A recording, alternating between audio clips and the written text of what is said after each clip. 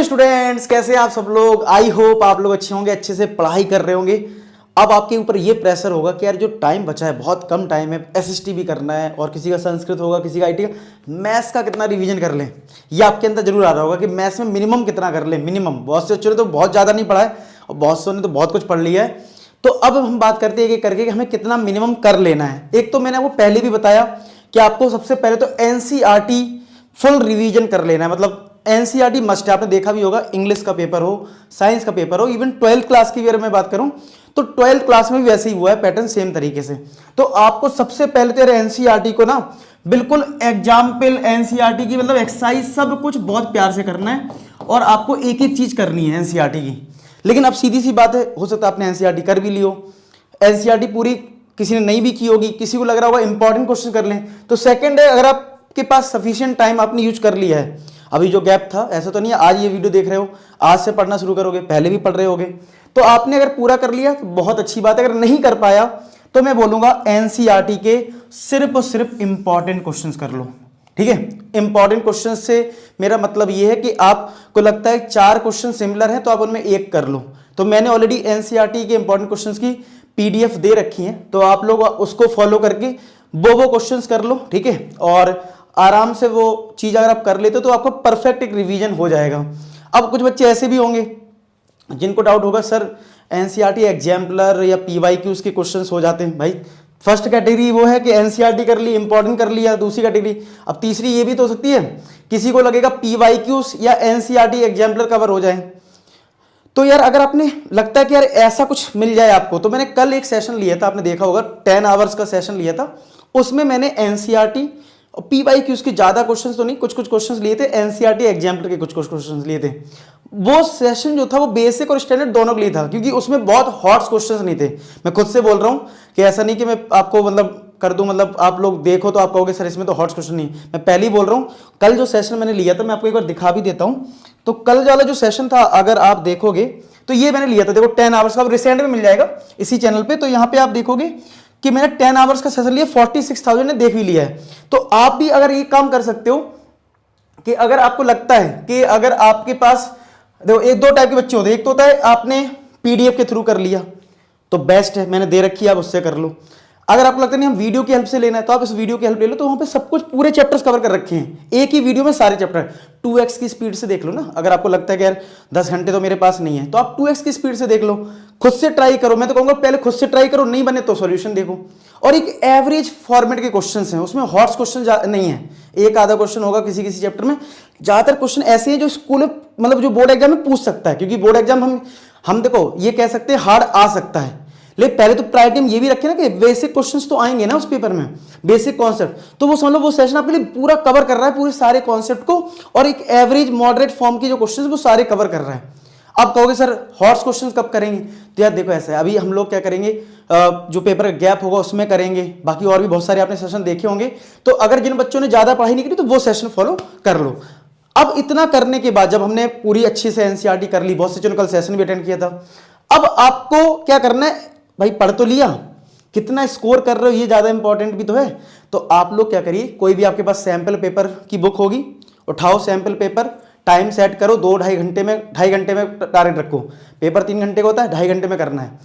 2.5 our में वो पूरा टेस्ट करने की कोशिश करो, पूरा टेस्ट, मतलब उसमें देखो कितना स्कोर तुम कर रहे हो, वो बहुत इंपॉर्टेंट है। और फिर अगर अब ये कुछ लोग कहेंगे सर मेरे पास बुक नहीं है, या फिर मेरे पास बुक है तो मैंने सारे कर लिए हैं, तो यार अगर आप ऐसी चीज है तो यार मैं डिस्क्रिप्शन में एक लिंक दे रहा हूं आपको, आज रात में 8 बजे, मतलब आज ही आपको 8 बजे मैं आपका एक टेस्ट लेने वाला हूं। ठीक है, उस टेस्ट में ऑब्जेक्टिव क्वेश्चंस, ऑब्जेक्टिव फॉर्मेट में मैंने क्वेश्चंस बनाए हैं आपके लिए, और उसका रिजल्ट भी तुरंत ही मिल जाएगा, क्योंकि वो पोल सिस्टम होता है।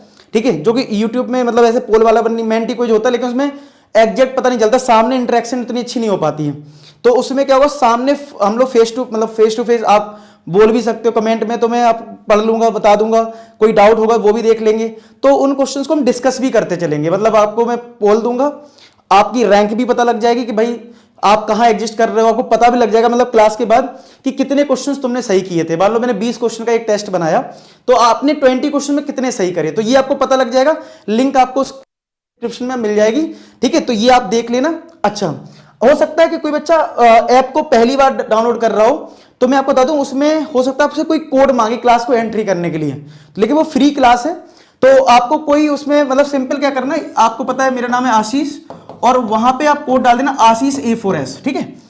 फ्री क्लास है तो आपको सिंपल आशीष A4S डाल देना, तो आप उस क्लास में एंट्री कर जाओगे और आराम से उसमें टेस्ट दे देना, अपना स्कोर चेक कर लेना, ठीक है। और आपको पता लग जाएगा कि आप कहाँ एग्जिस्ट कर रहे हो और रैंकिंग पता लग जाएगी आपकी रैंक कितनी आई है। तो वो लिंक मैं डिस्क्रिप्शन में डलवा दूंगा।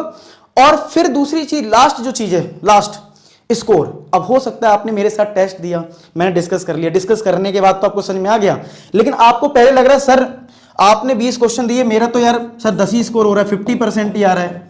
तो डीमोटिवेट नहीं होना है, डीमोटिवेट नहीं होना है। क्योंकि देखो पेपर जो आता है बोर्ड एग्जाम का उसमें ऑप्शंस भी तो मिलते हैं।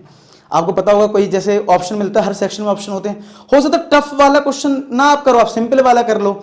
तो आपको डीमोटिवेट तो बिल्कुल नहीं होना, चाहे आपका स्कोर 10 आए, चाहे 5 आए, चाहे जो भी आए, आपको डीमोटिवेट नहीं होना है, ठीक है।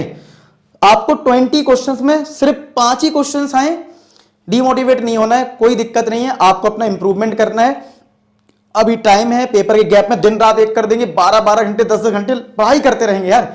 कल 10 घंटे पढ़ा है ना, पेपर में सोच लो कितना पढ़ेंगे, दिन भर पढ़ाई करेंगे। तो इतना तो मैं करवा दूंगा कि आपको जो अच्छा बिल्कुल जीरो लेवल पे है वो भी बहुत अच्छा स्कोर कर ले जाए। और बाकी टॉपर के लिए तो आपको पता है सब कुछ मैंने दे दिया है, आपको PYQ से लेकर हर चीज मैंने करवा रखी है, आप कर लो आराम से। तो आप बढ़िया स्कोर कर ले जाओगे। बस इस टेस्ट से आप थोड़ी सी एनालिसिस कर सकते हो, क्योंकि आप खुद से कर रहे हो तो हो सकता है कुछ एरर हो, कुछ समझ में ना आए। तो अगर मैं क्वेश्चन टेस्ट ले रहा हूं आपका, तो आपको मैं एक्सप्लेन भी कर दूंगा, अच्छा ये क्वेश्चन ऐसे होगा, ये क्वेश्चन ऐसे होगा, तो वो चीज पता भी लग जाएगी। तो आप लोग आ जाना, ठीक है, और अपना स्कोर चेक कर सकते हो। बाकी अगर आपको लगता है सैंपल पेपर से कर रहे हो तो आप उससे भी करो, बढ़िया, कोई दिक्कत नहीं। मेन है टेस्ट आपको एक दे लेना है, ज्यादा नहीं बोलूंगा क्योंकि आपको SST पढ़ना है, और इसलिए मैं भी ये बहुत सेशन अभी मैं इसका नहीं लूंगा SST तक, क्योंकि आपको SST की तैयारी करनी, ठीक है।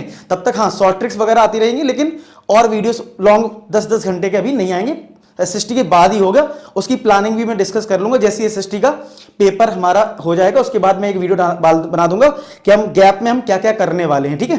तो पूरी तैयारी करवा दूंगा, आप बेफिक्र होके बढ़िया से बस पढ़ाई करते रहिए, बाकी सारी रिस्पॉन्सिबिलिटी मुझ पर छोड़ दीजिए, बढ़िया से पढ़ाई करिए। और हाँ एक इंपॉर्टेंट चीज जो मैं आपको बताना चाहता हूं, SST का जो आपका पेपर आया ना 15 को है, आज 9th हो गई है। तो मैं आपसे एक चीज और बता दूं कि कब तक अदर सब्जेक्ट पढ़ो। अगर किसी का संस्कृत IT है तो वो तो एक दिन पहले सारे सब्जेक्ट छोड़ दो, मान लो IT का पेपर है तो एक दिन आप IT को दे दो पूरा, ठीक है। ऐसी संस्कृत में कर लेना, ठीक है। बाकी आप कल के बाद 10th के बाद जिनका मान लो ये पेपर नहीं है, सीधा SST है आपका किसी का, तो आपको क्या करना है 10 या 11 के बाद 3 दिन डेडिकेटेड, वैसे तो आप SST पढ़ ही रहे हो, तो लास्ट के 2 से 3 दिन ज्यादातर टाइम, मतलब जहां आपने अभी 4 घंटे SST को दिए हों तो अब भैया उधर 8 घंटे कर देना। मैथ्स में जहां आप 5 घंटे पढ़ रहे हो तो 1 से 2 घंटे भी चलेगा, तो ज्यादा नहीं करना है, ठीक है। लास्ट में मतलब अगर 15 तारीख है तो मैं कह सकता हूं 12, 13, 14, ठीक है, इनमें SST पे पूरी तरह फोकस करो। मैथ को थोड़ा बहुत पढ़ना है तो 1-2 घंटे देना है, बाकी टाइम SST, ठीक है, क्योंकि आपको SST भी अच्छा स्कोर करना है, स्कोर वहां पे भी अच्छा करोगे तभी बोर्ड एग्जाम में आपके अच्छा परसेंटेज बनेगा, ठीक है। तो हर सब्जेक्ट में अच्छा स्कोर करो, ऐसा नहीं कि मैथ्स में फुल करना है, आपको SST में भी फुल करना है, फिर मैथ्स में भी फुल करना है। तो इतना सब लोग कर लो। मैंने आपको मिनिमम कंक्लूजन करूं इस वीडियो का तो सिंपल है, आपको कम से कम वो वीडियो जो मैंने कल 10 घंटे पढ़ाए आप उसको जरूर देख लो। मैं तो कहूँ खुद से सॉल्व करोगे 2 घंटे में भी 3 घंटे में भी कर लोगे, खुद से सॉल्व करोगे, फटाफट क्वेश्चंस करोगे, तो स्पीड अगर आपकी ठीक है तो कर सकते हो, ठीक है। चलो आई होप आपको मैंने सारी चीज क्लियर कर दी हूं। बच्चे बहुत डाउट में थे कि सर क्या क्या करें, तो आपको क्लियर कर दिया। फिर भी अगर कोई डाउट है कमेंट सेक्शन में लिखना, मैं रिप्लाई करने की कोशिश करूंगा। मिलते हैं नेक्स्ट वीडियो, तब तक अपना ख्याल रखें, पढ़ाई करते रहें। लास्ट में एक ही बात बोलूंगा कि आप सभी सफल हो। धन्यवाद।